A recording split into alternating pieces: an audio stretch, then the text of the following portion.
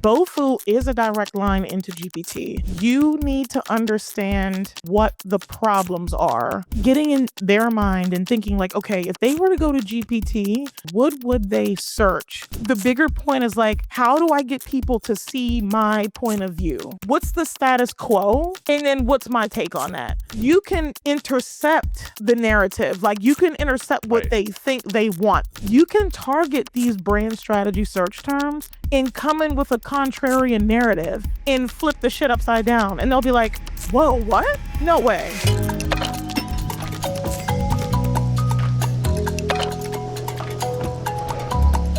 Okay, so welcome to the first episode of Josh Lowman Needs Money. And today I'm so happy to have my friend, my internet friend, Lashay Lewis on the first episode.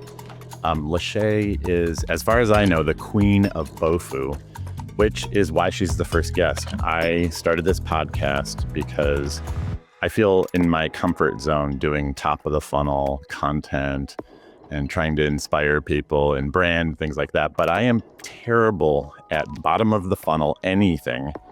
And so I'm having some of my friends and experts come on to help me figure this thing out because it's really affecting my business. And I really do need new ways to bring money in that are not just top of the funnel. So Lashay, welcome to the first episode. I'm really happy to have you here. I'm honored. First of all, I did not know I was the first episode, so that kind of caught me off guard a little bit. But I'm so happy to be here. I'm excited to dive into some stuff and be able to help you out, help grow some revenue for Goldfront. Good. All right. So I want to show you a reason why I'm doing this show. So this is my accrual revenue on a weekly basis for 2025. So you can see here that our busiest week, we did 112K of revenue the week of July 7th, right? But this looks like a roller coaster. And this is very hard on my emotions. Yeah, when we are doing 18K and we're losing money on the week of March 10th, it is killing me. Okay. Yeah. When we go from 85K a week, September 8th, down to a few weeks later, 27K, and that doesn't even pay for the people that are on staff. Okay. That is way too much stress for me. And ultimately, I've kind of gotten to a place where in my career where I feel like I'm going to do fine with money personally. I still stress about Moek and I are trying to save up for retirement and, college and things like that. But right. I feel like, okay, I'm going to be okay financially. But when I see these weeks where we're losing money, the first thing I start worrying about is having to lay people off. And I'm very stressed about the idea of being separated from the team that I have and all these people that I love and who are also killing it. So that's why I'm starting this podcast. And I figured that this would be something that a lot of people would want to sort of follow along with and watch my journey. I love that. So first of all, I don't see anybody else doing anything similar. I think one of the things I admire about you is just first off, how transparent you are about the process of being an entrepreneur. It's not all sunshine and rainbows, obviously. They see, you don't just show people, oh, I made a, 600K this month or whatever it is. It's you show them the good and the bad and everything in between. So it's very commendable, is the first thing I'd say. So thank you. I think in terms of really why we're talking and how I can help you. So, just high level, what I do is creating bottom of funnel content strategies for B2B SaaS companies. Typically, that's my market. What I'm finding is that, well, first of all, what I thought before was bottom of funnel was just this little isolated function in the corner that I could just run on my own and, do things like that. But what I'm finding is that that's actually quite the opposite. It runs into everything else. Uh, what I'm also finding is that if you do good bottom of funnel content, you can repurpose that for different types of sales enablement. Whether that be a one pager you want to give to a client, whether it be a deck, whatever it is. Uh, so I think this session is going to be helpful for you, mainly so you can see the high level thinking behind what, and I hate SEO because it feels like such a dirty word.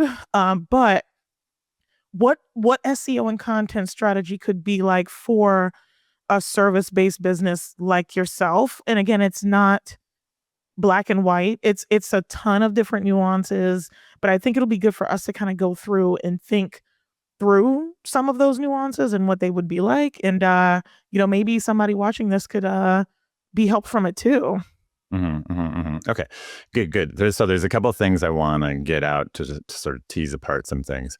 One is when I say I'm the world's worst bottom of the funnel marketer, I mean bottom of the funnel, and I think a little bit more broader sense than what you focus on, right? Because I'm also meaning paid ads, which I don't think you focus on, or cold email, or I'm basically talking about anything where it's mainly a channel that's about conversion as opposed to getting attention and inspiring people, which might be more like top of the funnel.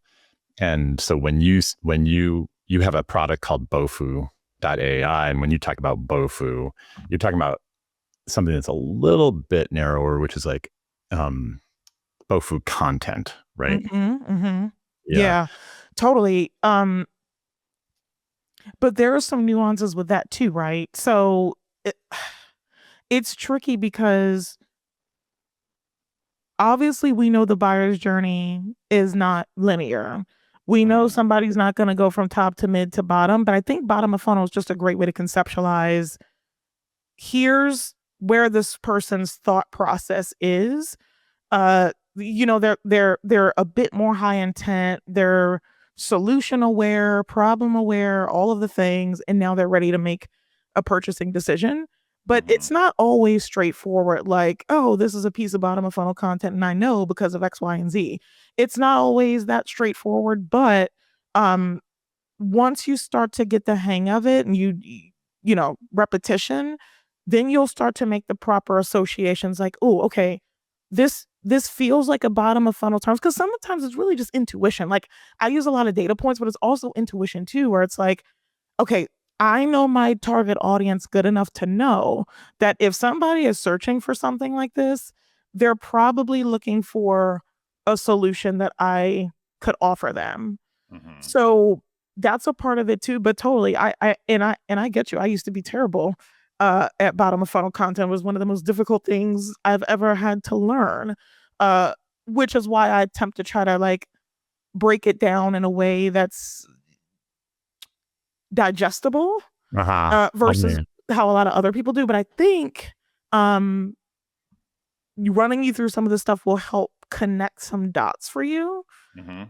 And we might have to do more after the session too, but I just want to like run you through high level what I'm thinking about your content strategy, and then what I see on the Goldfront blog, and kind of just like tear you apart a little bit, if you don't mind. All right. That's good. I like it. Okay. And then one more thing I want to add is that I have a sort of motivation behind all this, obviously, besides just the money. The specific thing is that I have the sense that I'm getting more and more leads in my pipeline that came from ChatGPT. And so I want to, and now I know, okay, ChatGPT is an important place where my buyers are going to be looking for agencies like ours. Right. So I would like to use BOFU content to help me show up more often in ChatGPT. So that's one kind of motivation that I have here in our conversation. Yeah, for sure. Something that I've realized is that, and again, this was totally by accident. Like, I'm not going to make it seem like I'm some type of genius, but BOFU is a direct line into GPT. And more importantly, like how you write the content, even deeper than that, how you speak to the persona that you're talking to, and getting in their mind and thinking like, okay, if they were to go to GPT and they're looking for category design, like what would they search? And I think that's a good segue into this because as I was doing this research for you, I started thinking through like, okay, if there was a CMO at like a high growth startup, whatever that, because I know you service a few different types of ICPs, but Mm-hmm. initially I'm like, if it's a CMO at a high growth startup, what would they be searching if they're looking for a services like Josh? Like, what's that search term? And then I started Uh-huh. diving in. I'm like, you know what? I found a little bit of something around category design. But the reason I could not go full balls to the wall, bottom of funnel with that is because not category immaturity, but it's like it's such a tight squeeze where it's like he's not going to be able to have a lot of wiggle room in there if we just Mm-hmm. focus on this specific search term. Yeah. So let me do this real quick. As I was going through, and just to make sure you can see this, right? Uh-huh. Yes. As I was going through Goldfront, I'm like, okay, I'm trying to understand what it is that Josh does and things like that. So you did give me a document, and we'll cover that too. Um, but I'm thinking, I'm like, okay, if somebody is searching something along the lines of again the service that Josh provides, what are they going to be, searching for?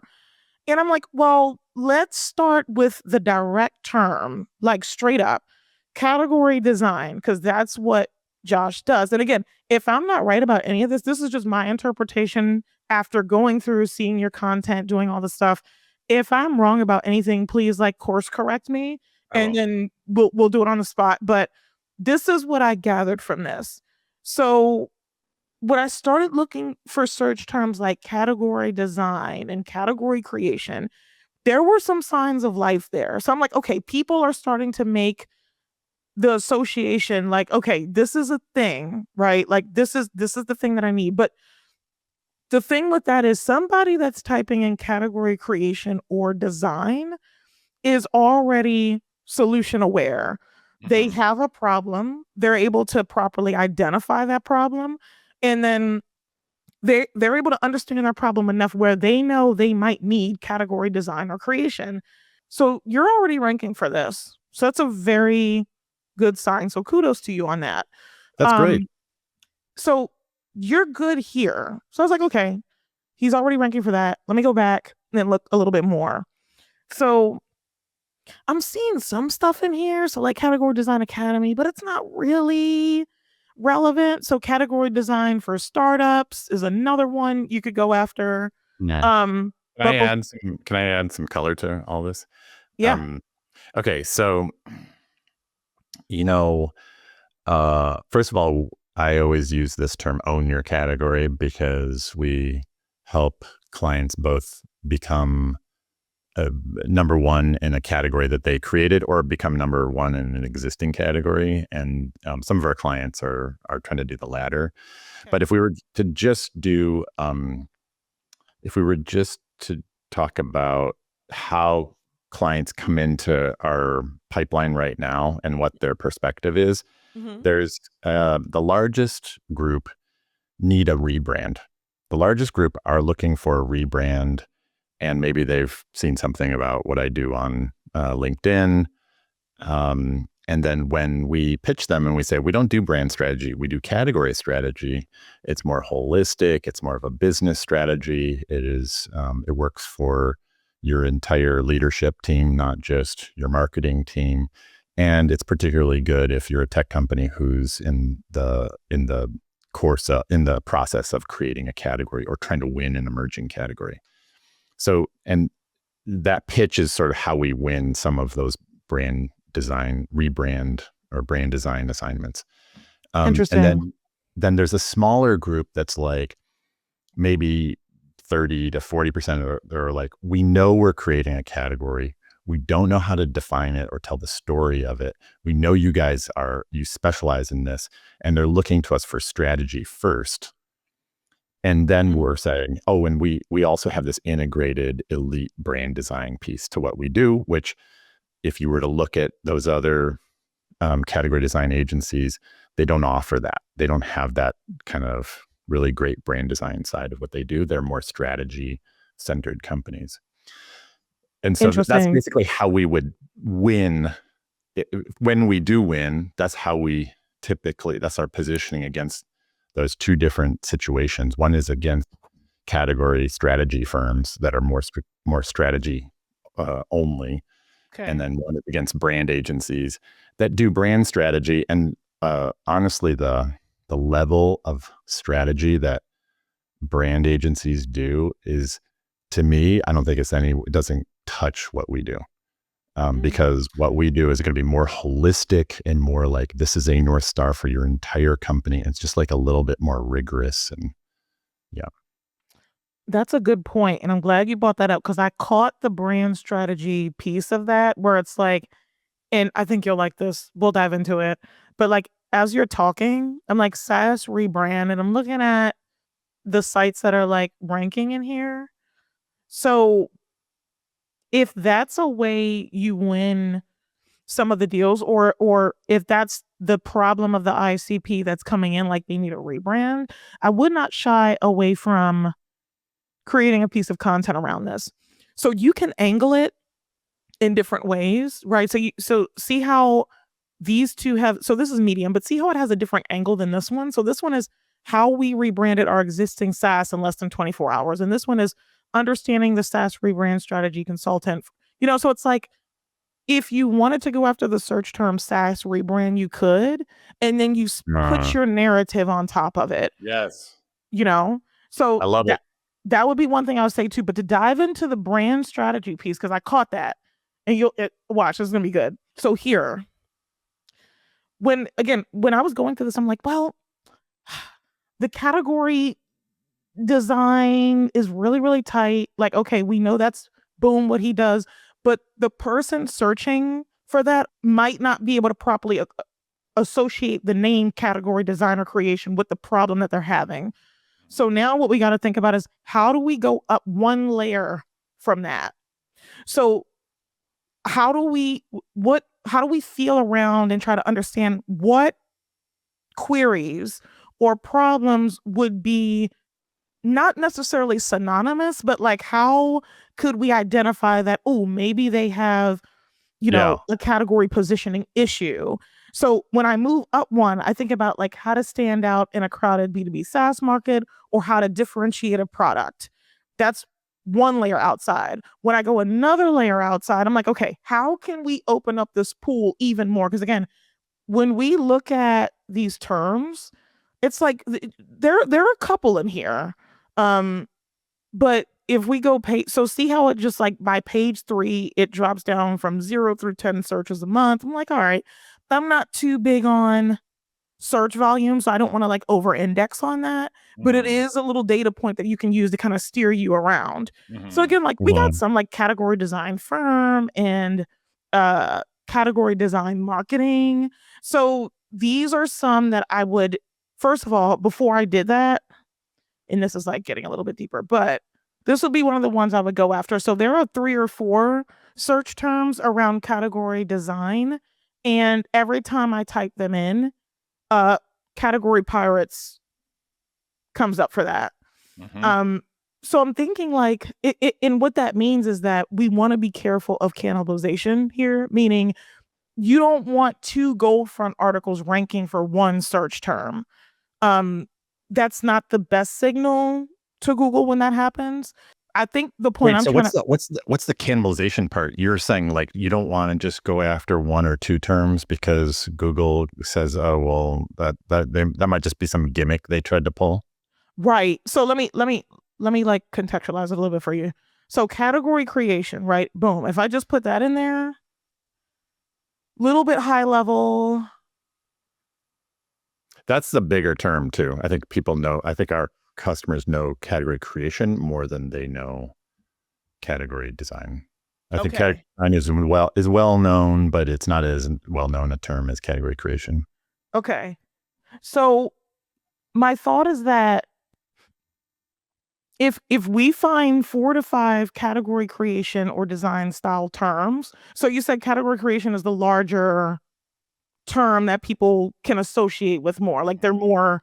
So if if we targeted a couple of these, I think the thing that we want to make sure is that if we type in 2 search terms and the same websites are ranking for said search terms, that means we want to target one of those, not both. That's how you avoid the cannibalization piece of that. So that's what I would say about that. Because again, I found some terms where it's like category creation strategy, category creation examples, category design advisors.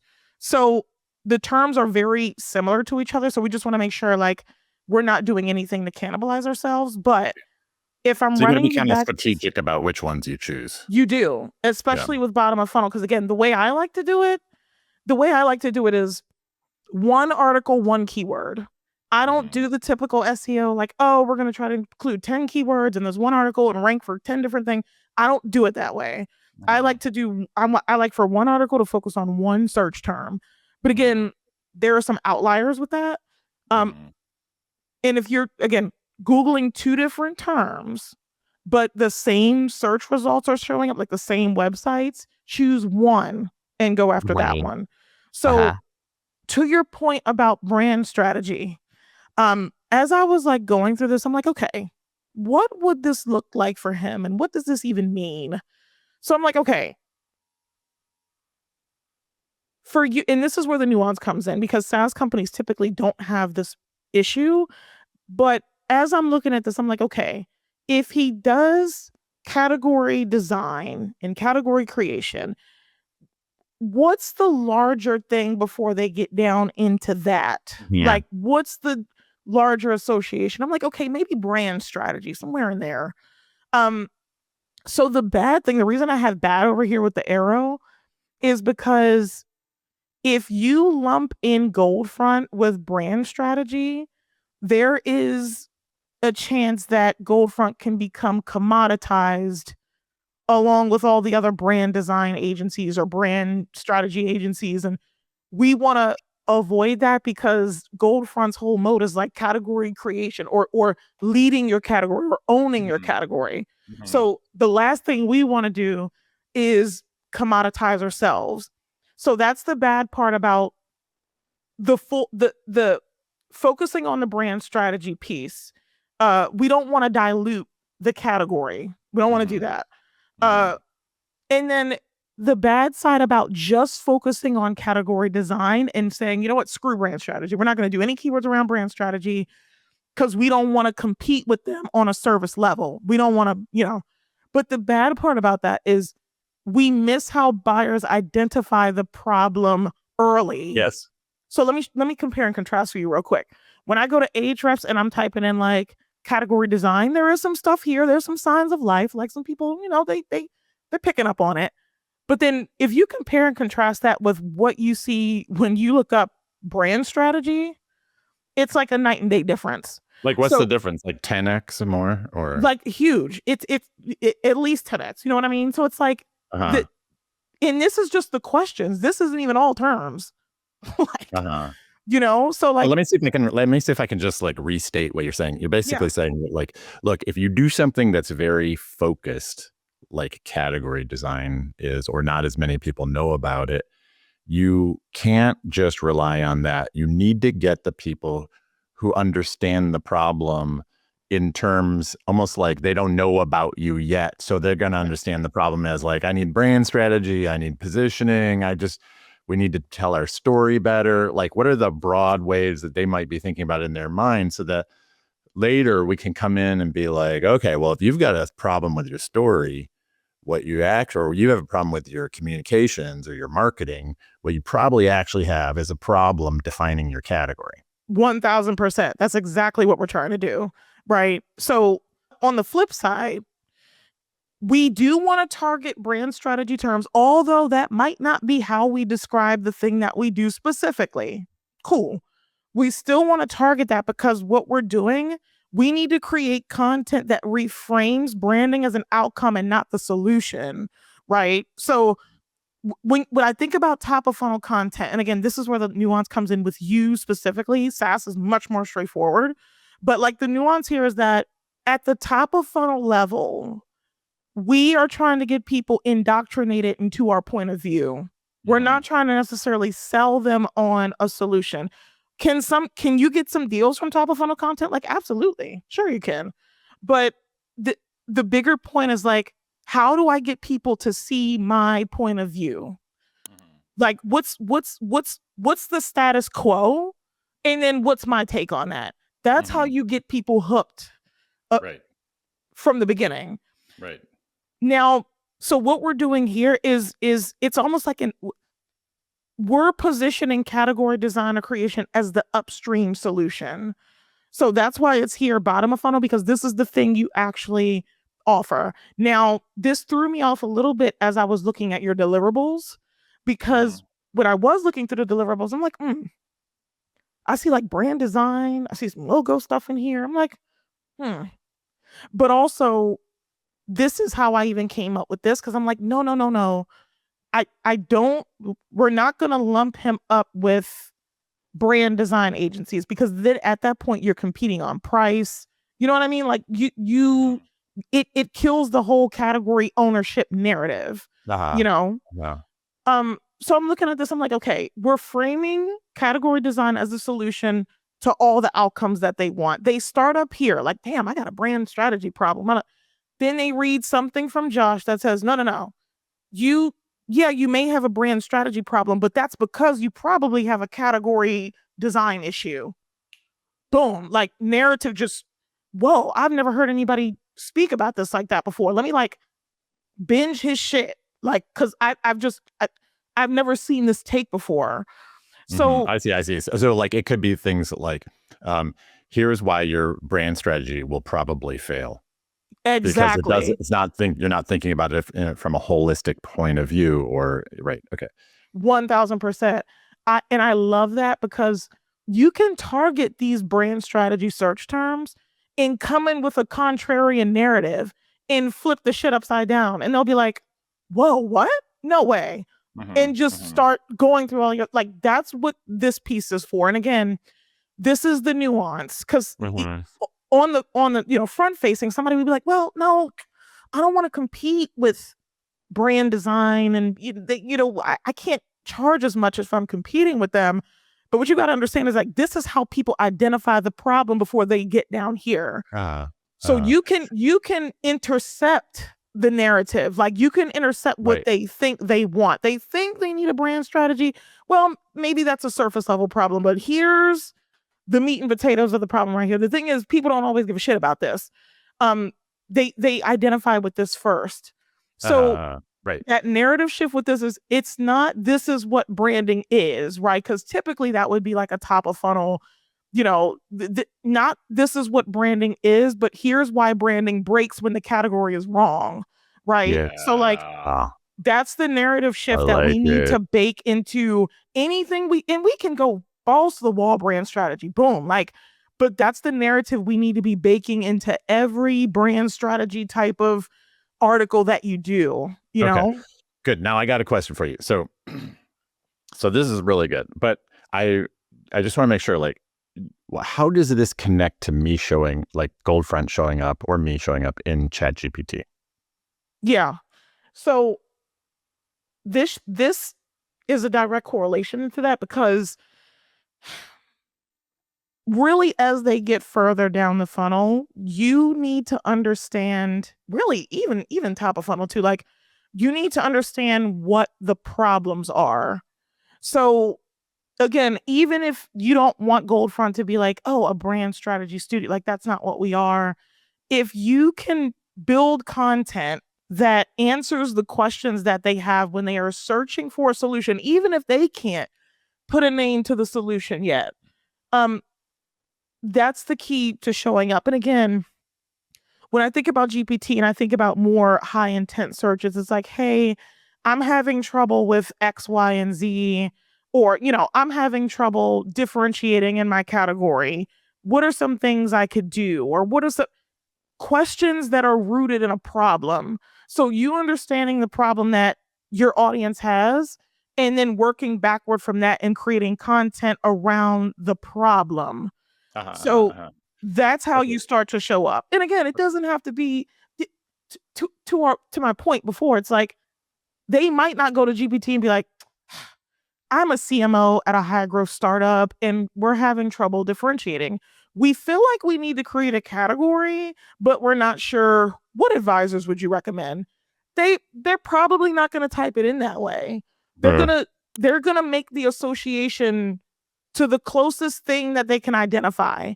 And mhm, maybe that thing is brand strategy. Maybe, mhm, hey, I'm a CMO at a high growth startup and we're having trouble differentiating in our category, or we're having trouble differentiating our brand. Can you recommend agencies, studios, advisors that could help with this problem or help uh-huh, me identify what the problem is? uh-huh, Um, uh-huh. that's Okay, that's wait. how So you there's something I want to just state here. So yeah. there's something I'm picking up here is basically you're saying like and when I say like, okay, well, how does this get me into GPT? So you're kind of saying, hey, if you psychologically are out there answering the general questions that CMOs and founders might have around brand strategy and positioning and differentiation, and you're actually giving them the information that would be useful to them, somehow there's some kind of clickstream evidence of all of that that Google and Google search and ChatGPT and whatever kind of pick up on.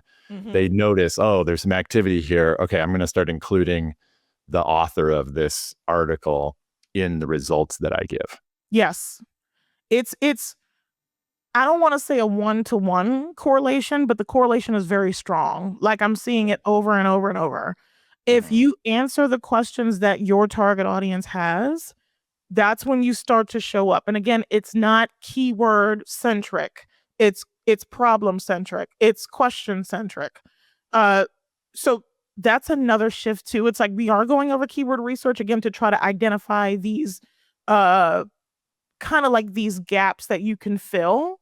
So Mhm. brand strategy is a gap that you can dive deep into. There's a shit ton of keywords about them. You can include the keyword in the H1, sure. But then when you start diving into the content, not only do you bake your narrative into it, you answer the questions that you're hearing on the sales calls. So when somebody comes in and you know they have like a brand strategy problem, like what are the questions that they're asking? And Mhm.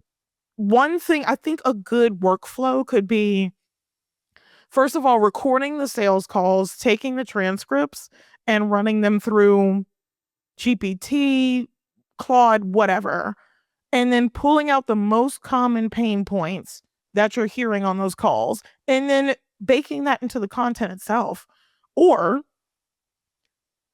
taking sales calls transcripts and feeding it to AI and say, hey, based on these transcripts, what do you think somebody would be asking if they're looking for a solution like ours? And let Oh, it do that's its own great because interpretation. I have transcripts of all of those sales calls. So uh, I See? love it. I That love it. that this is, and then something else that's good too. Adding FAQs in your content. That's another really good thing you should be doing. Um, Wait, so at the bottom of a article, add a FAQ? yep, a couple different How FAQs, long? How many questions? like 4 to 5 questions somewhere in there. Okay. Um, bonus points if they are real questions. Like if you've heard them on sales calls, Uh-huh. put them at the bottom of the articles because again, the, you kind of gotta like just be human. You know what I mean? It's like if somebody asks you a question on a sales call, 9 times out of 10, that's how they're searching it when they search it on Google, when they do it in GPT, wherever they do it. Mhm, They're mhm, so now you just got to try to be human a little bit, like take the robotics out of it and mhm, say, if they're asking me this question, how are they searching this question before they get to me? How are they identifying the question? So mhm. and this is what I rant about with contextual search, meaning that the way people find you isn't going to be like, oh, best design category studio. They Right. will. People will find you that way, but it's not only that way anymore. Now it's going to be, again, I'm a CMO at a high growth startup in, I'm really struggling to differentiate our product. What are some solutions? Or who could I hire to help me do this? those are going to be the nature. Or my CEO is the only one who can really tell the story. Nobody else in the company can. Like, what do I do? Yes. Yes. And how well you answer those questions in your content Yeah. will be directly correlated with how well you show up in GPT. Okay. Got it. Okay. So this is great because you're kind of giving me coaching immediately right out of the gate. But I want to ask, I want to cover a couple other things. One is just specifically from here, once we're done with this call, what do you think my journey looks like from how many of these articles do I need to publish? How long does it take? I want to know, like, what's the journey between this and it equaling money for me? And I know that this is not a guarantee of like, oh, just do X and then you got a check for $50,000. But what's the journey between here today and like me? I publish some things and we rank on ChatGPT, and Yeah. then I get some leads. They come into the pipeline. I convert. Like, what does that look like?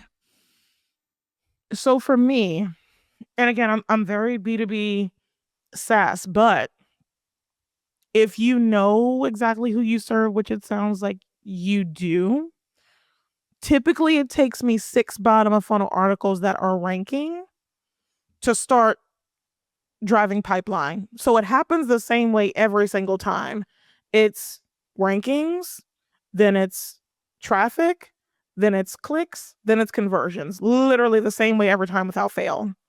So if you can get 6, I'd say 6 is a benchmark.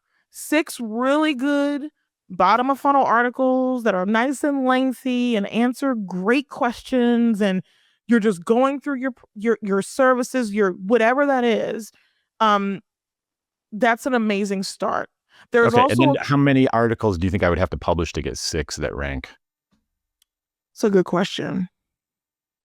12, Probably 24, like double. 50, double. Mhm. Okay.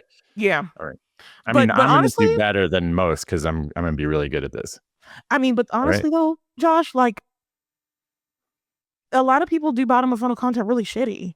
So like if you Sure. just do it better than most, you will rank for a good portion of those articles. I'm also finding it's around the 90-day mark. At least my clients are starting to show up in GPT. So, I mean, that's incredible to me. yeah. If I could do this now, invest some money, bring you in, pay you however much per month, and have new leads that I wouldn't have had otherwise come at me in 90 days, that's like easily worth the investment. Well, that my whole job is trying to explain that to people. I'm like, you'll spend $50K a month on paid ads and be drowning, but it's like you don't want to give whatever 10 grand a quarter to SEO when this is like, again, shelf life is way longer than LinkedIn. When you rank, it stays. I've got clients that I was working with 2 years ago that are showing up in GPT because of how we wrote their bottom of funnel content. They're still ranking in Google because of how we wrote Wow. their bottom of funnel content. Those guys, category design advisors, I know those guys pretty well. Great guys. They're competitors of ours. Okay. They've been investing in SEO for years. They were the number one when you put in category design agency or whatever. They ranked number 1 because they've been investing in that for years. Oh, okay. So, but we don't need to give them free advertising. All right. No. See, when you say things, No. my brain just goes straight research. Okay. I'm just kidding. But but there is something else I want you to do is, whoa, what is this? I had to bring this up because I was like, I got to show him this. Okay. Okay. All right. So as I was going through this, and again, I was trying to use this to show you the nuance of your industry versus the ones I typically work with. And I do want BOFU. So right now, BOFU is like B2B SaaS. I do want to start helping service-based businesses do this. So this is good. This is great experimentally for me too. So when I break down a content strategy, I do it in, there are 3 core ways we can do this. Like if you wanted, we could back up for a second and you could take us through your normal process. Would that be helpful? Yeah. Okay. So when I get the internal documentation, like I start loading everything into Claude, and then I will let Claude run all this customer and product research internally. Josh, I need to pull some blogs off the website. And I was trying to do that before we got on, but I got to pull some blogs off your website and just like get a document in here with all your blogs in it. I'm also going to see if there's a way I can pull Substack directly into, I don't know if I can export it, what I can do. But I'm going to see if I can get all that stuff into Google Documents and then get it in here. Because this is how we can create the BOFU engine. We do it right in Claude. So That's cool. I mean, this is typically the first step though, right? Like a company gives me all their internal documentation, sales calls, transcripts, battle cards, whatever it is that they have. I put it in Claude, and then I just run it. What I did for you before you got on here, God, I'm not trying to go on a tangent, but what I did before you got on here is I ran Goldfront through a deep research in Perplexity. Just to see like, okay, let me try to understand what's up, what's happening. So I guess just to like show you the prompt, it's like pretty detailed, goes through a lot of stuff. Wait, so you've been working on that prompt for a while, right? That's your like custom prompt. Oh yeah. Okay. So I'm like, okay. So I'm looking at it like market category, category design, brand creative, overlapping. Okay, go to market launch. Okay. And I'm just like looking through, I'm looking through. Typically, so it starts off with customer research, again, internal documentation, run it through and create a report. The second piece of that is competitor research. So I like to do an external run on the company because I want to see how people view the company from the outside in versus the inside out. So when we have the internal documentation, that's the inside out, but this is the outside in. So I'm like, okay, I'm looking through this and I'm, finding some good information. Typically, what I do after customer and product research is I do keyword research and content strategy. So I know we started off a little bit differently, but the way I do this, so let me walk you through, first of all, the first way I do this. So typically when I'm working with a SaaS company, there are 3 different ways we can break the content strategy out. We can do it by product, we can do it by industry, or we can do it by topic. For you, so the product you choose one of those 3. Yes. We don't do all 3. We'll choose one that what makes do they usually sense. choose? Product?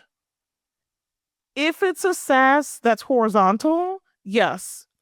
That's the way we'll go. I gotcha. But if they're like, hey, we're a SaaS that's just for manufacturing, there might be a lot more. They might choose industry. 1000%. So like if they are vertical, we don't need to do this. Honestly, if they're vertical, we go even deeper and say, okay, boom, maybe this is manufacturing and we just stay in here. None of these apply. So for you, what I was thinking about, I'm like, okay, if I could break his strategy out high level, and again, this was me like feeling around a little bit, trying to understand. I'm like, okay, maybe one thing would be branding. And again, I was pleasantly surprised when I went on Goldfront's blog and I seen branding as one of the categories. I'm like, yay, okay, we're on track.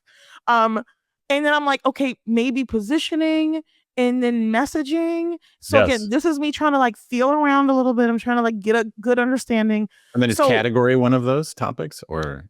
Hold on. I got you. So I'm going through this. I'm like, I'm trying to like, and again, because typically I would take the high level category and then do a top, mid, and bottom of funnel strategy within that topic, right? So now let me take you back to this one here, because this is how we got to switch it for you. So for branding, and again, I've color coded this just to make it easier for you to conceptualize, but branding, top of funnel would be like, what is branding? Middle of funnel is how to develop a brand strategy. Bottom of funnel is branding agency. And then positioning, same, messaging, same. See, I got you. Category design and creation, right? This is what that would look like. But remember we said we did not want to compete with other branding studios and we don't want to go that route. Again, because it dilutes what we're trying to do and it commoditizes you. So I'm like, well, okay. I mean, I want to compete with them, just not kind of sort of with a different angle than they have. Right? So my thought is right. I got you. My thought is that if we go after the bottom of funnel brand keywords versus top of funnel, somebody that's already bottom of funnel with brand strategy, and maybe I'm wrong, but my thought is that they've already been pre-educated on what branding means and tried to make the problem association. We want to make sure that the people that do need help with this, they understand Josh's POV and point of view. So by the time they get to you on a sales call, there's no, oh, I thought you were a branding, Right. you know what? I don't get it. We want to make sure they are indoctrinated the moment they enter your world. So the way I'm thinking about this is like, okay, maybe I wouldn't do it how I would typically do a SaaS company where it's like we focus, it's top, mid, and bottom of funnel for this topic. What I was thinking was more of like this. It's branding high level. We do top, mid, bottom of funnel. But again, the bottom of funnel makes the pivot to category design and creation. It's not, and again, the reason that we do that is because we do want to compete with branding agencies. But again, it's like if somebody's already looking for like branding design studio, or we don't know what their definition of branding design, it might not. So you're again, your point of view is so differentiated, it could be shell shock to them when they come into you and be like, well, I thought you were, so and so, and you're not. So I guess to push back against my own thought, it's possible to go after a bottom of funnel branding term and just hit it with a contrarian take. Best branding design, or why I set out to create the best branding. But again, we want to be careful with that because you don't, and correct me if I'm wrong, but you don't refer to yourself as a branding studio or branding design, or so we want to be careful with that. But my thought was like, we could hit it from top of funnel and middle of funnel. And then when they get to the bottom of the funnel, we just cover everything category creation, everything category design. And we do the same thing as we move over to the next topic. So we've got top of funnel, what is positioning, middle of funnel, positioning, B2B framework, whatever, we can work that. And then again, bottom of funnel is still being steered toward the thing that Josh does. And then for messaging, what is messaging? How to create clear messaging. And again, bottom of funnel, we're steering people toward the thing that Josh does. And then we have category design and creation, period, as a high level topic. And then top of funnel, middle of funnel, and of course, bottom of funnel. So I have never done this way before. But again, as I was going through Goldfront, I'm like, no. He does not fit into a B2B SaaS framework necessarily. There's a lot of outliers here that we have to take into consideration when we're doing this. I see. Okay, so what if could we sum this up like this? Oh, actually, let me tell you something that I will say at the beginning of a discovery call. So if I have a discovery call with a new prospect, they generally are either, hey, we need a rebrand, or we need a brand, or we need our brand designed in the first place. Okay. Or we need to define our category, and we need business strategy and positioning around the category that we're creating. And then sometimes it's like, hey, we just did a merger. We just bought two companies. Now our positioning needs to be like broader and more inclusive of the new products that we have. Sometimes it's that too.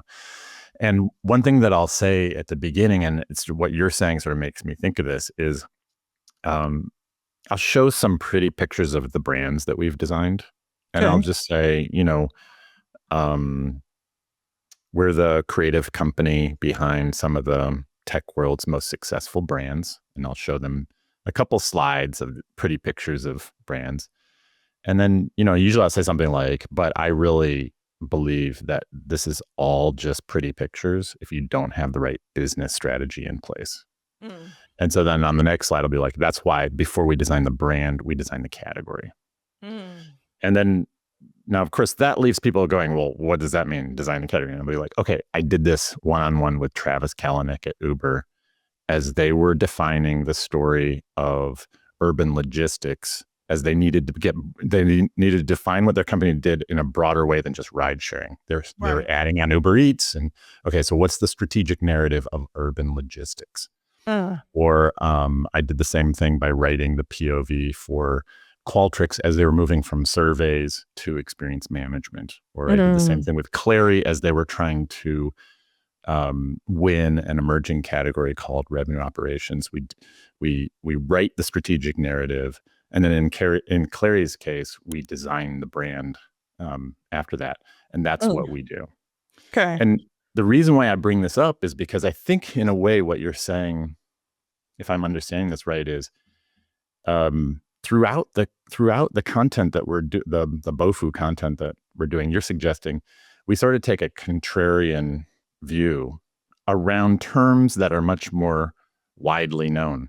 Yes. Like messaging. Hey, if you don't get this one thing right, your messaging might just be a waste of time. Branding. You know, all this might just, your rebrand might just be pretty pictures and a waste of money if you don't get this one thing sorted out, right? Yeah. Is that kind of what you're saying? That's 100% what I'm saying. Yeah. And I feel like you have the writing chops and the personality to be able to kick a lot of ass with that. I think the thing that's missing is that sort of SEO knowledge or that little sprinkle in there. But I feel like you've got the hard Well, that's what I part. got you for. Well, yeah, of course. But I feel like you got the hard part dialed in though. Like, because it's much harder to get somebody to have a differentiated, formulated, strong opinion on something than it is to teach somebody SEO. That's just my opinion. This is somebody that's done SEO for 10 plus years, knows all about it inside and out. It's harder to do what you already know how to do than to sprinkle SEO on top of that. The SEO is the one little missing component, but as I'm going through your content, just how like raw and insightful and just opinionated, and just if you combine that with an intentional strategy, yeah. All right. That sounds good. Okay, so let me tell you what I'm going to do. Derek is my fractional CMO. Okay. He and I are creating a spreadsheet of different sort of bottom of the funnel and conversion tactics, right? Or initiatives, right? Okay. One is going to be the one that I'm doing with you, which is BOFU content, right? Okay. And then we're also going to do cold email. We're going to do I guess maybe I would call it conversion email and digital products with Jacob Peggs. So we'll have Jacob on. Right. Yeah. And for each episode, it'll represent a different approach. And we're going to keep a score of how each one of these does. And we're going to see how it tracks over time to make me money. Sweet. Ooh, I think to mention Jacob, this could be very powerful for what you're doing with him. Because obviously I'm working with him too. But the way he's setting things up is, once I've got that SEO dialed in and I've got the free thing that it's just continuously driving people onto a newsletter without me having to post, without me having to do anything. Again, back to my point of like SEO being a way longer shelf life than something like LinkedIn. You don't always feel the volatility of, when I post, I'm doing great. When I don't post, I'm not doing great. And just going in this up and down, SEO gives you that solid baseline of where you're like, Jacob does the funnel architecture, and then the SEO drives that continuous stream of new people into that, so you can continuously sell people without having to post every day necessarily.